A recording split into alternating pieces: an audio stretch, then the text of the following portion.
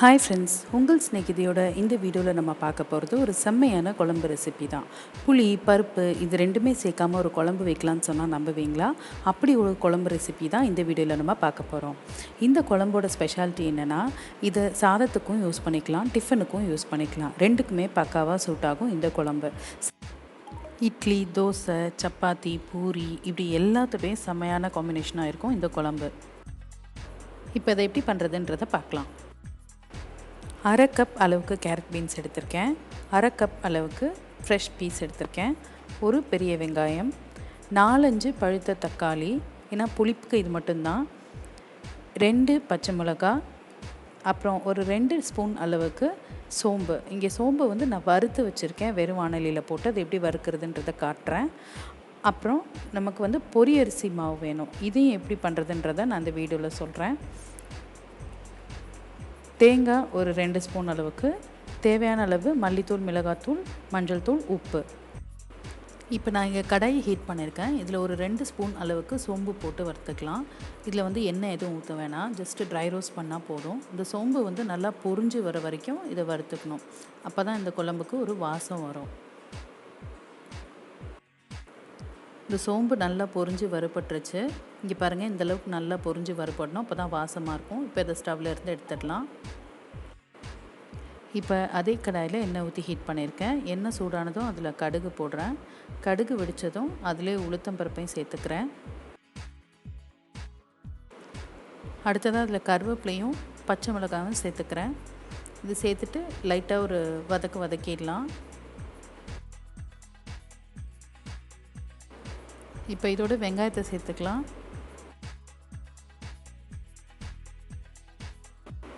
வெங்காயம் நல்லா வதங்கட்டும்.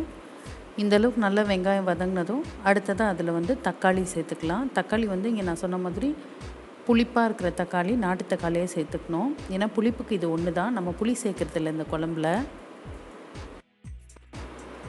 இப்போ இந்த தக்காளி நல்லா வதங்கட்டும். அதோடு நான் தேவையான அளவு மஞ்சள் தூள் சேர்த்துக்கிறேன்.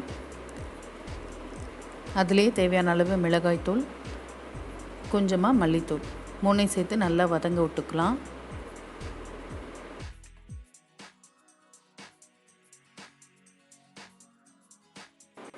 இப்போ இதில் தேவையான அளவு உப்பு சேர்த்துக்கிறேன். இப்போ இந்த தக்காளி வந்து நல்லா கசிஞ்சு மசிகிற அளவுக்கு நல்லா வேகணும்.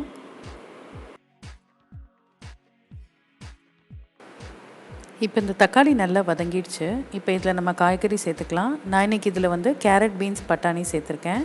உருளைக்கிழங்கு சேர்க்காம தான் இதை பண்ணுறேன். ஆக்சுவலாக இதில் உருளைக்கிழங்கும் சேர்க்கணும். இப்போ அதை காய்கறி சேர்த்ததும் ஒரு வதக்கிக்கிறேன். இப்போ இதில் கொஞ்சம் தேவையான அளவு தண்ணி ஊற்றி இதை கொதிக்க விடலாம், வேக விட்டுக்கலாம் மூடி போட்டு. பட்டாணி வந்து ஃப்ரெஷ் பீஸ் பட்டாணின்றனால இது பாதி வெந்ததும் நான் அந்த பட்டாணியை சேர்த்துக்கிறேன். ஏன்னா முதலே சேர்த்தா பட்டாணி ரொம்ப மசிஞ்சு போயிடும்.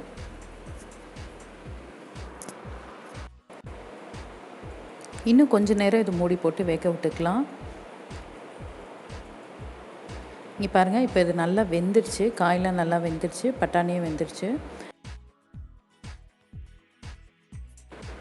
இப்போ வந்து இதில் நான் இந்த பொரியரிசி மாவு சேர்த்துக்கிறேன். ஒரு 2லேருந்து 2.5 டேபிள் ஸ்பூன் சேர்த்துக்கணும் பொரியரிசி மாவு, அப்போ தான் திக்னஸ் கொடுக்கும்.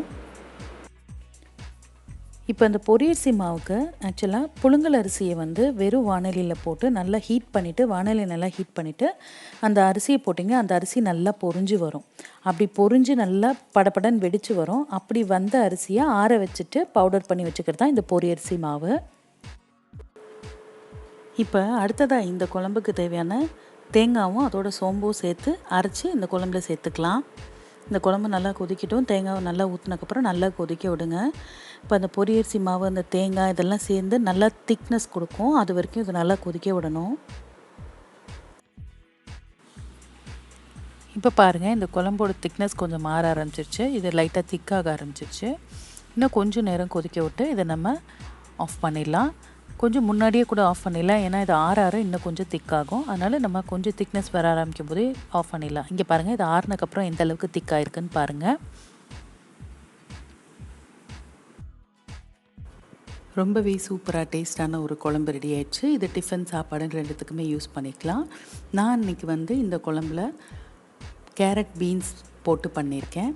இதே வந்து வெறும் வேர்க்கடலை மட்டும் போட்டு பண்ணலாம். வேக வச்ச நல்ல ஃப்ரெஷ்ஷான வேர்க்கடலை போட்டு பண்ணலாம். அது கூட ரொம்ப டேஸ்ட்டாக இருக்கும். இன்னும் பல சுவாரஸ்யமான ரெசிபீஸ் உங்களுக்காக காத்துட்ருக்கு. அதுக்கு உங்கள் ஸ்நேகிதி சேனலை சப்ஸ்கிரைப் பண்ணுங்கள்.